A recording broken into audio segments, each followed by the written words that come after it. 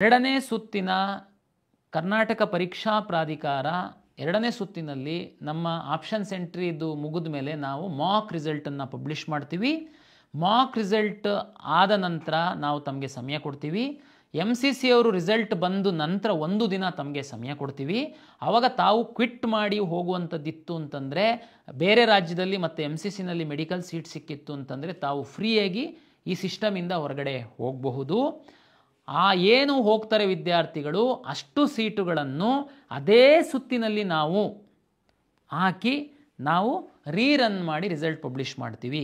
ಯಾವುದೇ ರಾಜ್ಯದಲ್ಲಿ ಅಥವಾ MCCನಲ್ಲಿ ಸೀಟು ಸಿಕ್ಕದೆ ನಮ್ಮಿಂದ ಕ್ವಿಟ್ ಮಾಡ್ತೀರಾ ಅಂತಂದರೆ ನಿಮಗೆ ಫ್ರೀ ಎಕ್ಸಿಟ್ ಇರಲ್ಲ, ನಿಮಗೆ ಪೆನಾಲ್ಟಿ ಹಾಕಿ ನಿಮಗೆ ಕಳಿಸ್ಕೊಡ್ತೀವಿ. ನಾವು ಮತ್ತೆ ಏನು ರೀರನ್ ಮಾಡಿ ಫೈನಲ್ ರಿಸಲ್ಟನ್ನು ಪಬ್ಲಿಷ್ ಮಾಡಿದ ನಂತರ ತಾವ್ಯಾರಾದ್ರೂ ಸೀಟನ್ನು ರದ್ದು ಮಾಡಿಸ್ಕೊಳಕ್ಕೆ ಬಂದರೆ ನಿಯಮಾನುಸಾರ ತಮಗೆ ಏನು ದಂಡ ವಿಧಿಸಬೇಕು ಆ ದಂಡವನ್ನು ವಿಧಿಸ್ತೀವಿ. ಇದು ತಮಗೆ ಕ್ಲಾರಿಟಿ ಆಗಿದೆ ಅಂತೇಳಿ ನಾನು ಭಾವಿಸ್ತೀನಿ. ಹಾಗಾಗಿ ತಾವು ಇದನ್ನು ವಿಚಾರ ಮಾಡಿ ನಾವು ವಿವರವಾದಂತಹ ನೋಟಿಫಿಕೇಷನ್ ಸಹ ಕೊಡ್ತೀವಿ. ತಾವು ಓದಬೇಕು ಅಂತೇಳಿ ವಿನಂತಿಯನ್ನು ಮಾಡಿಕೊಳ್ತೀವಿ. ಒನ್ ಮೋರ್ ಬದಲಾವಣೆ, ಒಂದು ಹೆಚ್ಚುವರಿ ಬದಲಾವಣೆ ಕರ್ನಾಟಕ ಪರೀಕ್ಷಾ ಪ್ರಾಧಿಕಾರ ಎರಡನೇ ಸುತ್ತಿನ ಫಲಿತಾಂಶದ ನಂತರ ಮಾಡಲಿಕ್ಕೆ ನಾವು ತೀರ್ಮಾನ ಮಾಡಿದ್ದೀವಿ. ಇಲ್ಲಿವರೆಗೆ ಏನಿತ್ತು, ಎರಡನೇ ಸುತ್ತಿನಲ್ಲಿ ಮೆಡಿಕಲ್ಲು, ಡೆಂಟಲ್ಲು ಮತ್ತು ಆಯುಷಿಗೆ ಸಂಬಂಧಪಟ್ಟಂಥವರು ತಾವು ಕಂಪಲ್ಸರಿ ಹೋಗಿ ಅಡ್ಮಿಷನ್ ಆಗಬೇಕು ಅಂತ ನಾವು ಇನ್ಸಿಸ್ಟ್ ಮಾಡ್ತಾಯಿದ್ವಿ, ತಮಗೆಲ್ಲ ಗೊತ್ತಿದೆ. ಉಳಿದಂಥವರಿಗೆ ಚಾಯ್ಸ್ 2 ಮತ್ತೆ ಕೊಡ್ತಿದ್ವಿ. ಅಪ್ಗ್ರೇಡೇಷನ್, ಫಸ್ಟ್ ರೌಂಡ್ ಅಪ್ಗ್ರೇಡೇಷನ್ ನಾವು ಲಾಸ್ಟ್ ಇಯರ್ ನೋಡಿದ್ದೀವಿ. ಫಸ್ಟಿಂದ ಕೊನೆ ತನಕ ಅಪ್ಗ್ರೇಡೇಷನ್ನಲ್ಲೇ ಬಂದು ಕೊನೆಗೆ ಅಡ್ಮಿಷನ್ ಆಗದೆ ಹೋಗ್ಬಿಟ್ಟವ, ಆ ಕಾಲೇಜ್ ಪಾಲಾಗಿ ಹೋಗ್ಬಿಡ್ತ ಸೀಟು. ಅದೇ ಬ್ಲಾಕಿಂಗ್ ಅಂತೆಲ್ಲ ತಾವು ಕೇಳಿದ್ದೀರಾ. ಈ ಸರಿ ಒಂದು ಬದಲಾವಣೆ ನಾವೇನು ಮಾಡಿದ್ದೀವಿ ಅಂತಂದರೆ, ಫಸ್ಟ್ ರೌಂಡಲ್ಲಿ ಅಪ್ಗ್ರೇಡೇಷನ್ ಅವಕಾಶ ಕೊಟ್ಟಿದ್ದೀವಿ ತಮಗೆ. ತಾವು ಎರಡನೇ ರೌಂಡಲ್ಲಿ ಬಂದಿದ್ದೀರಾ. ಎರಡನೇ ರೌಂಡಲ್ಲಿ ನಾವು ಅಪ್ಗ್ರೇಡ್ ಮಾಡುವಂತಹ ಅವಕಾಶವನ್ನು ಕೊಡ್ತಾ ಇಲ್ಲ. ಚಾಯ್ಸ್ 3 ಸಿಕ್ಕಿರೋ ಕಾಲೇಜನ್ನು ಬಿಟ್ಟು ನಾನು ಮುಂದಿನ ರೌಂಡಿಗೆ ಬರ್ತಾಯಿದ್ದೀನಿ ಎನ್ನುವಂತಹ ಅವಕಾಶವನ್ನು ಕೊಡ್ತಾ ಇಲ್ಲ. ತಾವು ಭಾಳ ವಿಚಾರ ಮಾಡಿ ತಾವು ಈಗಲೇ ಆಪ್ಷನ್ಸ್ ಹಾಕಿ. ಏನು ಸರ್ ಹಿಂಗೆ ಮತ್ತು ಇದು ಅನ್ಯಾಯ ಆಗಿಬಿಡುತ್ತಲ್ಲ, ನಮಗೆ ಇನ್ನೂ ಒಳ್ಳೆ ಕಾಲೇಜೆಲ್ಲ ಸಿಗುತ್ತೆ ಹೇಳ್ತೀನಿ ನಾನು. ಏನು ಕೊಡ್ತೀರಾ ಆಗಿದ್ರೆ, ಎಲ್ಲ ಕೋರ್ಸ್ಗಳಿಗೆ ನಾನು ಎರಡನೇ ಸುತ್ತಿನ ನಮ್ಮ ಪ್ರಾಧಿಕಾರದ ಅಂತಿಮ ಫಲಿತಾಂಶದ ನಂತರ ಚಾಯ್ಸ್ 1 ಮತ್ತು ಚಾಯ್ಸ್ 4 ಎರಡೇ ಕೊಡ್ತೀನಿ. ಚಾಯ್ಸ್ 1 ಹಾಕಿ ಕಾಲೇಜ್ ದುಡ್ಡು ಕಟ್ಟಬೇಕು, ಕಾಲೇಜಿಗೆ ಹೋಗಿ ಅಡ್ಮಿಷನ್ ಆಗಬೇಕು. ಚಾಯ್ಸ್ 4 ನಮ್ಮ ಸಿಸ್ಟಮಿಂದ ಹೊರಗಡೆ ಹೋಗ್ತಾ ಇರಬೇಕು. ಮತ್ತು ಅವರಿಗೆ ನಾವು ಯಾವುದೇ ರೌಂಡಲ್ಲಿ ಅವಕಾಶವನ್ನು ಕೊಡಲ್ಲ ಈ ವರ್ಷ. ಸರ್ ಮತ್ತು ಎರಡನೇ ಸುತ್ತಿನ ನಂತರ ಸಾಕಷ್ಟು ಸೀಟ್ಗಳು ಉಳಿಯುತ್ತೆ, ತುಂಬ ಟಾಪ್ ಕಾಲೇಜಲ್ಲೆಲ್ಲ ಉಳಿಬೋದು. ಅದಕ್ಕೆ ಮತ್ತೆ ನಮಗೆ ಅನ್ಯಾಯ ಆಗುತ್ತೆ ನೀವು ಚಾಯ್ಸ್ 2 ಕೊಡಲಿಲ್ಲ ಅಂತಂದರೆ, 3 ಕೊಡಲಿಲ್ಲ ಅಂತಂದರೆ. MCC ಅವ್ರು ಏನು ಮಾಡ್ತಾ ಇದ್ದಾರೆ ತಮಗೆಲ್ಲ ಗೊತ್ತಿದೆ, ಮೆಡಿಕಲ್ ಆಸ್ಪಿರೆಂಟ್ಸಿಗೆ ಚೆನ್ನಾಗಿ ಗೊತ್ತಿರುತ್ತೆ. ಅಪ್ಗ್ರೇಡೇಷನ್ ಆಪ್ಷನ್ನಿಗೆ ಅವರು ಕೊಡ್ತಾ ಇದ್ದಾರೆ. ನಾವು ಸಹ ಅದೇ ತೀರ್ಮಾನ ಮಾಡಿದ್ದೀವಿ. ಎರಡನೇ ಸುತ್ತಿನ ಅಡ್ಮಿಷನ್ ಪ್ರಕ್ರಿಯೆ ಮುಗಿದ ನಂತರ ನಾವು ಪಬ್ಲಿಷ್ ಮಾಡ್ತೀವಿ ಎಷ್ಟು ಸೀಟು ಅವೈಲಬಲ್ ಇದೆ. ವೆಟರ್ನರಿ ಇರ್ಬೋದು, ಫಾರ್ಮ್ ಸೈನ್ಸ್ ಇರ್ಬೋದು, ಇಂಜಿನಿಯರಿಂಗ್ ಇರ್ಬೋದು. ತಮಗೆಲ್ಲ ಗೊತ್ತಿದೆ ಮೆಡಿಕಲ್ಲು ಡೆಂಟಲೆಲ್ಲ ಬೇರೆ ಸುತ್ತಿನಲ್ಲಿ ಮಾಪಪ್ ರೌಂಡು ಅವ್ರದ್ದು MCC ಪ್ರಕಾರ ಹೋಗ್ಬಿಡುತ್ತೆ. ಬಟ್ ಉಳಿದಂಥ ಕೋರ್ಸ್ಗಳೇನಿದ್ದಾವೆ ಅದೆಲ್ಲ ನಾವು ತುರ್ತು ಮಾಡಬೇಕಾಗುತ್ತೆ. ಉದಾಹರಣೆಗೆ ನರ್ಸಿಂಗ್ ಕಾಲೇಜಿಗೆ ಸಂಬಂಧಪಟ್ಟಂತೆ ಮಾತಾಡೋದಾದರೆ ಕನ್ಸೆನ್ಷುಯಲ್ ಅಗ್ರಿಮೆಂಟ್ ಪ್ರಕಾರ 3ನೇ ರೌಂಡಲ್ಲಿ ನಾವು ಕೇವಲ ಸರ್ಕಾರಿ ಕೋಟದ ಸೀಟುಗಳನ್ನು ಮಾತ್ರ ನಾವು ಕೌನ್ಸಿಲಿಂಗ್ ಮಾಡೋದಕ್ಕೆ ಅವಕಾಶ ಇರುತ್ತೆ. ಹಾಗಾಗಿ ನಾವು ಒಟ್ಟು ಏನು ಅವೈಲೇಬಲ್ ಸೀಟ್ ಇದೆ 3ನೇ ಸುತ್ತಿಗೆ ಎನ್ನುವಂಥದ್ದನ್ನು ನಾವು ಪಬ್ಲಿಷ್ ಮಾಡ್ತೀವಿ. ಒಬ್ಬ ವಿದ್ಯಾರ್ಥಿಗೆ ಅವನಿಗೆ ಅಗ್ರಿಕಲ್ಚರ್ ಸೀಟ್ ಸಿಕ್ಕಿದೆ, ನಾವು ಎರಡನೇ ಸುತ್ತಿನಲ್ಲಿ ಅವನಿಗೆ ಕಂಪಲ್ಸರಿ ಅಡ್ಮಿಷನ್ ಕೊಟ್ಟಿದ್ದರಿಂದ ಅವನು ಹೋಗಿ ಒಂದು ಕಾಲೇಜಿಗೆ ಅಡ್ಮಿಷನ್ ಹಾಕ್ತಾನೆ. ನಂತರ ನಾನು ಸೀಟ್ ಪಬ್ಲಿಷ್ ಮಾಡಿದಾಗ ಅವನಿಗೆ ವೆಟರ್ನರಿದು ಒಂದು ಸೀಟ್ ಖಾಲಿ ಆಗಿದೆ, ಅವನಿಗೆ ವೆಟರ್ನರಿ ಮಾಡುವಂಥದ್ದಕ್ಕೂ ಇಚ್ಛೆ ಇತ್ತು. ಅವ್ನು ಫಸ್ಟ್ ರೌಂಡಲ್ಲಿ ಸೆಕೆಂಡ್ ರೌಂಡಲ್ಲೆಲ್ಲ ಆಪ್ಷನ್ಸ್ ಇತ್ತು, ಬಟ್ ಅವನಿಗೆ ಸಿಕ್ಕಿರಲಿಲ್ಲ. ಅವರಿಗೆ ನಾನು ಅಪ್ಗ್ರೇಡೇಷನ್ ಮಾಡುವಂಥದ್ದಕ್ಕೆ ಅವಕಾಶ ಕೊಡ್ತೀನಿ. ಹೇಗೆ, ನೀವು ಉದಾಹರಣೆಗೆ ಧಾರವಾಡದಲ್ಲಿ ಹೋಗಿ ಅಗ್ರಿಕಲ್ಚರ್ ಕಾಲೇಜಿಗೆ ಅಡ್ಮಿಷನ್ ಆಗಿರ್ತೀರಾ. ನಿಮಗೆ ಬೆಂಗಳೂರು ವೆಟರ್ನರಿ ಕಾಲೇಜಲ್ಲಿ 3ನೇ ಸುತ್ತಿನಲ್ಲಿ ನನ್ನ ಸೀಟ್ ಮ್ಯಾಟ್ರಿಕ್ಸ್ ಪ್ರಕಾರ 1 ಸೀಟು ವೆಟರ್ನರಿ ಸೀಟು ಲಭ್ಯ ಇದೆ. ನಿಮಗೆ ಒಂದು ಅಂದಾಜಲ್ಲಿ ನಿಮಗೆ ಅದು ಸಿಕ್ಕೇ ಸಿಗುತ್ತೆ ಅನ್ನುವಂತಹ ತಮಗೆ ಒಂದು ಗ್ಯಾರಂಟಿ ಇದೆ. ನೀವು ಲಾಗಿನ್ ಆಗಿ ನೀವು ಅಪ್ಗ್ರೇಡ್ ಆಗುವಂಥದ್ದಕ್ಕೆ, ಅದನ್ನು ಆಪ್ಷನ್ ಎಂಟ್ರಿ ಮಾಡುವಂಥದ್ದಕ್ಕೆ ನಾವು ಅವಕಾಶವನ್ನು ಕೊಡ್ತೀವಿ. ಸರ್ ಇದು ಸ್ವಲ್ಪ ಗೊಂದಲ ಆಗುತ್ತೆ, ಇಂಜಿನಿಯರಿಂಗಲ್ಲಿ ನಾನು ಉದಾಹರಣೆಗೆ ಯಾವುದೋ ಒಂದು ಹಾಸನಲ್ಲಿ ಕಾಲೇಜಿಗೆ ಹೋಗಿ ಅಡ್ಮಿಷನ್ ಆಗಿರ್ತೀನಿ, ಆಮೇಲೆ ನನಗೆ ಸೀಟು ಬೆಂಗಳೂರು ಕಾಲೇಜಲ್ಲಿ ಒಂದು ವೇಕೆನ್ಸಿ ಸಿಕ್ಬಿಡುತ್ತೆ, ಬೆಂಗಳೂರಿಗೆ ನನಗೆ ಅಪ್ಗ್ರೇಡ್ ಆಗುತ್ತೆ, ಹಾಸನಲ್ಲಿಂದ ಬೆಂಗಳೂರಿಗೆ ಬರಬೇಕು, ಹಾಸನಲ್ಲಿ ಡಾಕ್ಯುಮೆಂಟ್ ಇಟ್ಕೊಂಡು ಬಿಟ್ಟಿರ್ತಾರೆ, ಮತ್ತು ಬೆಂಗಳೂರಿಗೆ ಬರಬೇಕು, ಅವರೇನೋ ನೋಡಿ. ಯಾವುದಾದ್ರೂ ಒಂದು ನಿರ್ಧಾರ ಮಾಡುವಾಗ ಸಣ್ಣ ಪ್ರಮಾಣದ ಈ ಥರದ್ದು ತೊಡಕುಗಳು ಇದ್ದೇ ಇರುತ್ತೆ. ದಯಮಾಡಿ ಅರ್ಥ ಮಾಡ್ಕೊಳ್ಳಿ. ಈ ಕಳೆದ ವರ್ಷ ಈ ಅಪ್ಗ್ರೇಡೇಷನ್ನಿಗೆ ಬಂದಂಥ ಸಂದರ್ಭದಲ್ಲಿ ಸುಮ್ಮನೆ ವಿದ್ಯಾರ್ಥಿಗಳು ಟೆನ್ಷನ್ನಲ್ಲಿ ಅಪ್ಗ್ರೇಡಿಗೆ ಹಾಕಿ ಕೂತಿದ್ರಿ. ಅಪ್ಗ್ರೇಡ್ ಆಗಿರುವಂಥದ್ದು ಓನ್ಲಿ 2% ಅಷ್ಟೇ. ಆ 2%ಗೋಸ್ಕರ ನಾನು 30-35 ಸಾವಿರ ವಿದ್ಯಾರ್ಥಿಗಳು ಕಾಲೇಜಿಗೆ ಹೋಗ್ದಂಗೆ ಸುಮ್ಮನೆ ಕಾಯ್ಕೊಂಡು ನಮ್ಮ ಸಿಸ್ಟಮ್ ಮುಂದ್ಗಡೆ ಕೂತಿರ್ತಾರೆ.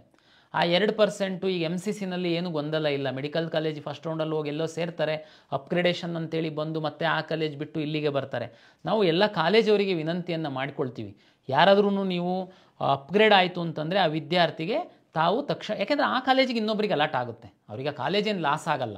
ಯಾಕೆಂದರೆ ಅಪ್ಗ್ರೇಡ್ ಆಗ್ತಿದ್ದಂಗೆ ಆ ಸೀಟ್ ಆಟೋಮೆಟಿಕ್ ರಿಲೀಸ್ ಆಗುತ್ತೆ, ಇನ್ಯಾರೋ ವಿದ್ಯಾರ್ಥಿಗೆ ಅದು ಸೀಟ್ ಅಲಾಟ್ ಆಗುತ್ತೆ. ಹಾಗಾಗಿ ನನ್ನ ವಿನಂತಿ ಏನು ಅಂತಂದರೆ, ಈ ಒಂದು ಬದಲಾವಣೆಯನ್ನು ನಾವು ಮಾಡಿದ್ದೀವಿ. ಕಾಲೇಜಿಂದ ತಮಗೇನು ಡಾಕ್ಯುಮೆಂಟ್ ಕೊಡಿಸುವಂಥದ್ದು ಮತ್ತು ನಿಮಗೆ ಬೇರೆ ಕಾಲೇಜಿಗೆ ಅಡ್ಮಿಷನ್ ಆಗುವಂಥದ್ದಕ್ಕೆ ಫೆಸಿಲಿಟೇಟ್ ಮಾಡುವಂಥ ಜವಾಬ್ದಾರಿಯನ್ನು ನಾವು ತೆಗೆದುಕೊಳ್ತೀವಿ, ತಾವು ಚಿಂತೆ ಮಾಡುವಂಥ ಅಗತ್ಯ ಇಲ್ಲ. ಹಾಗಾಗಿ ಈ ಅಪ್ಗ್ರೇಡೇಷನ್ ಆಪ್ಷನ್ಸ್ ಇಲ್ದಿರೋದ್ರಿಂದ ತಾವು ಈಗಲೇ ವಿಚಾರ ಮಾಡಿ ವ್ಯವಸ್ಥಿತವಾಗಿ ನೀವು ಆಪ್ಷನ್ಸನ್ನು ರೀಅರೇಂಜ್ ಮಾಡಿ.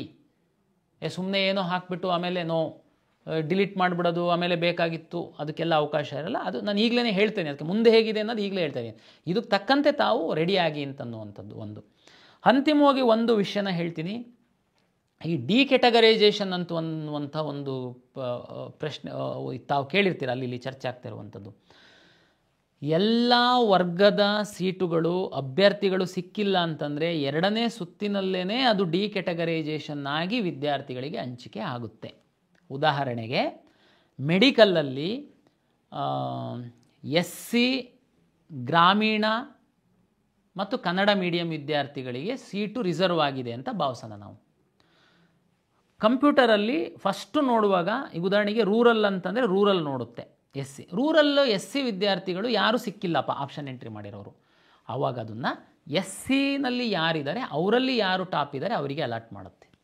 ಅವರು ಸಿಕ್ಕಿಲ್ಲ, ಅದು GMU. ಅದೇ ರೀತಿ ಎಲ್ಲ ವರ್ಗದಲ್ಲಿ. ಅದೇ ರೀತಿ ಉದಾಹರಣೆಗೆ ಸ್ಕೌಟ್ಸ್ ಆ್ಯಂಡ್ ಗೈಡ್ಸ್ ಇರ್ಬೋದು, ಸ್ಪೋರ್ಟ್ಸ್ ಇರ್ಬೋದು, ಡಿಫೆನ್ಸ್ ಇರ್ಬೋದು, PWD ಪರ್ಸನ್ ವಿತ್ ಡಿಸೆಬಿಲಿಟಿಗೆ ರಿಸರ್ವ್ ಆಗಿರ್ತಕ್ಕಂಥ ಸೀಟ್ ಇರ್ಬೋದು. ಇದೆಲ್ಲದೂ ಸಹ 2ನೇ ಸುತ್ತಿನಲ್ಲಿ ಕಂಪ್ಯೂಟರಲ್ಲಿ ಫಸ್ಟು ಅಲಾಟ್ ಮಾಡುವಾಗ ಆಯಾಯ ರಿಸರ್ವೇಷನ್ ಆಗಿರುವಂತಹ ವಿದ್ಯಾರ್ಥಿಗಳಿಗೆ ಅಲಾಟ್ ಮಾಡ್ತಾ ಬರುತ್ತೆ. ಅಲ್ಲಿ ವಿದ್ಯಾರ್ಥಿಗಳು ಸೀಟಿರುವಷ್ಟು ವಿದ್ಯಾರ್ಥಿಗಳು ಸಿಕ್ಕಿಲ್ಲ ಅಂತಂದರೆ ಅದು ಆಯಾಯ ಕೆಟಗರಿಗೆ ಫಸ್ಟು ಅಲಾಟ್ ಮಾಡುತ್ತೆ. ಅಲ್ಲೂ ಸಿಕ್ಕಿಲ್ಲ ಅಂತಂದರೆ ಅದು GMಗೆ ಅಲಾಟ್ ಆಗುತ್ತೆ. GM ಅಂತ ಗೊತ್ತು ನಮಗೆ, ಎಲ್ಲರೂ ಅದರಲ್ಲಿ ಎಲಿಜಿಬಲ್ ಇರ್ತೀರ GM ಅಂತಂದರೆ. ಈ ರೀತಿ ಒಂದು ಪ್ರಕ್ರಿಯೆ ಆಗಿ ಮ್ಯಾಕ್ಸಿಮಮ್ ಸೀಟ್ಸು ನಾವು 2ನೇ ಸುತ್ತಿನಲ್ಲೇ ಹಂಚಿಕೆ ಮಾಡಿ ಕಳಿಸುವಂಥದ್ರಿಂದ ಮಾಪಪ್ ರೌಂಡ್ ಅಥವಾ 3ನೇ ಸುತ್ತಿಗೆ ಆದಷ್ಟು ಕಡಿಮೆ ಸೀಟ್ಗಳು ಹಂಚಿಕೆ ಆಗುವಂಥದ್ದಕ್ಕೆ ನಾವು ವ್ಯವಸ್ಥೆ ಮಾಡ್ಕೊಳ್ತೇವೆ. ಅಂದರೆ ಇದು ತಮ್ಗೆ ಗೊತ್ತಿರುವಂತೆ 2ನೇ ಸುತ್ತಿನಲ್ಲಿ ಡಿಕ್ಯಾಟಗರೈಸೇಷನ್ನೇ ಆಗಿಬಿಡುತ್ತೆ, ಸುಮಾರು ಕನ್ವರ್ಟ್ ಆಗುತ್ತೆ ಒಂದು. ಮತ್ತು ಮಾಕ್ ರಿಸಲ್ಟ್ ಕೊಟ್ಟಾದಮೇಲೆ MCC ಮತ್ತು ರಾಜ್ಯದಲ್ಲಿ ಕೊಟ್ಟವರಿಗೆ ಕ್ವಿಟ್ ಆಪ್ಷನ್ ನಾವು ಕೊಡ್ತೀವಿ. ಅಲ್ಲಿ ಹೋದ್ಮೇಲೆ ಅದನ್ನು ಅಲ್ಲೇ ರೀರನ್ ಮಾಡಿ ಇರೋ ಸೀಟ್ಗಳನ್ನೆಲ್ಲ ಅಲ್ಲೇ ಅಲಾಟ್ ಮಾಡ್ತೀವಿ. ಈ ಹಿನ್ನೆಲೆಯಲ್ಲಿ 2ನೇ ಸುತ್ತಿನಲ್ಲಿ ಹೆಚ್ಚಿನ ಸೀಟುಗಳು ಹಂಚಿಕೆಯಾಗಿ ಕಾಲೇಜಿಗೆ ಹೋಗಿ ಸೇರ್ಪಡೆ ಆಗುವ ನಿಟ್ಟಿನಲ್ಲಿ ಎಲ್ಲ ವ್ಯವಸ್ಥೆಯನ್ನು ನಾವು ಪ್ರಾಧಿಕಾರದ ವತಿಯಿಂದ ಮಾಡಿಕೊಂಡಿದ್ದೀವಿ. ಹಾಗಾಗಿ ಈಗ ತಮ್ಮ ಮುಂದೆ ಇರುವಂಥದ್ದು 2ನೇ ಸುತ್ತಿನ ಒಂದು KA ಬ್ರೋಷರ್ನ ಓದಿ ತಾಳ್ಮೆಯಿಂದ ತಾವು ಲಾಗಿನ್ ಆಗಿ ವ್ಯವಸ್ಥಿತವಾಗಿ ತಾವು ಆಪ್ಷನ್ಸ್ ರೀಅರೇಂಜ್ ಮಾಡುವಂತಹ ಒಂದು ವ್ಯವಸ್ಥೆಯನ್ನು ಮಾಡ್ತೀರಾ. ಸಮಾಧಾನವಾಗಿ ಮಾಡಿ, ಗಡಿಬಿಡಿ ಆಗಬೇಡಿ. ಹೇಗೆ ಸೀಟ್ ಅಲಾಟ್ ಆಗಿದೆ ಅನ್ನುವಂಥ ತಮಗೆ ಗೊತ್ತಾಗಿದೆ. ಮಾಕ್ ಆದಮೇಲೆ ರೀಅರೇಂಜಿಗೆ ಇರಲ್ಲ. ಹಾಗಾಗಿ ನಮ್ಮ ಆಪ್ಷನ್ ಎಂಟ್ರಿ ಲಾಸ್ಟ್ 2ನೇ ಸುತ್ತಿನ ಆಪ್ಷನ್ ಎಂಟ್ರಿ ಲಾಸ್ಟ್ ಡೇಟ್ ಏನಿದೆ ಅದರ ಒಳಗಡೆ ತಾವು ಯಾವ ರೀತಿ ವ್ಯವಸ್ಥಿತವಾಗಿ ಮಾಡಬೇಕು, ಫಸ್ಟ್ ರೌಂಡಲ್ಲಿ ಏನು ಕಟ್ ಆಫ್ ಇದೆ, MCCನಲ್ಲಿ ಏನು ಕಟ್ ಆಫ್ ಇದೆ, ವರ್ಚುವಲ್ ವೇಕೆನ್ಸಿನ ಏನಿದೆ, ಎಷ್ಟು ವಿದ್ಯಾರ್ಥಿಗಳು ಚಾಯ್ಸ್ 2 ತೆಗೆದುಕೊಂಡಿದ್ದಾರೆ, ಇದೆಲ್ಲದನ್ನು ಒಂದು ತಾವು ಅಸೆಸ್ ಮಾಡಿ ತಾವು ಆಪ್ಷನ್ ರೀಅರೇಂಜನ್ನು ಮಾಡ್ತೀರಾ ಅಂತೇಳಿ ನಾನು ಭಾವಿಸಿದ್ದೀನಿ. ಇಲ್ಲಿವರೆಗೆ ತಾವು ಸಂಪೂರ್ಣವಾಗಿ ಸಹಕಾರವನ್ನು ನೀಡಿದ್ದೀರಾ. ಹಾಗಾಗಿ ಇನ್ಮುಂದೆ ಸಹ ತಾವು ಸಹಕಾರ ನೀಡಬೇಕು. ದಯಮಾಡಿ ಮತ್ತೊಮ್ಮೆ ನಾನು ವಿನಂತಿ ಮಾಡುವಂಥದ್ದು, KEA ಅವರು ಏನು ನಾವು ಪಬ್ಲಿಷ್ ಮಾಡುವಂತಹ ಟೈಮ್ ಟೇಬಲ್ಲಿಗೆ ದಯಮಾಡಿ ತಾವು ಬದ್ಧರಾಗಿರಬೇಕು ಅಂತೇಳಿ ವಿನಂತಿಯನ್ನು ಮಾಡಿಕೊಳ್ತಾ ತಮಗೆಲ್ಲರಿಗೆ ಎರಡನೇ ಸುತ್ತಿಗೆ ಸ್ವಾಗತಿಸ್ತಾ ತಮ್ಮೆಲ್ಲರಿಗೆ ಮತ್ತೊಮ್ಮೆ ಕರ್ನಾಟಕ ಪರೀಕ್ಷಾ ಪ್ರಾಧಿಕಾರದ ವತಿಯಿಂದ ನಮಸ್ಕಾರಗಳು.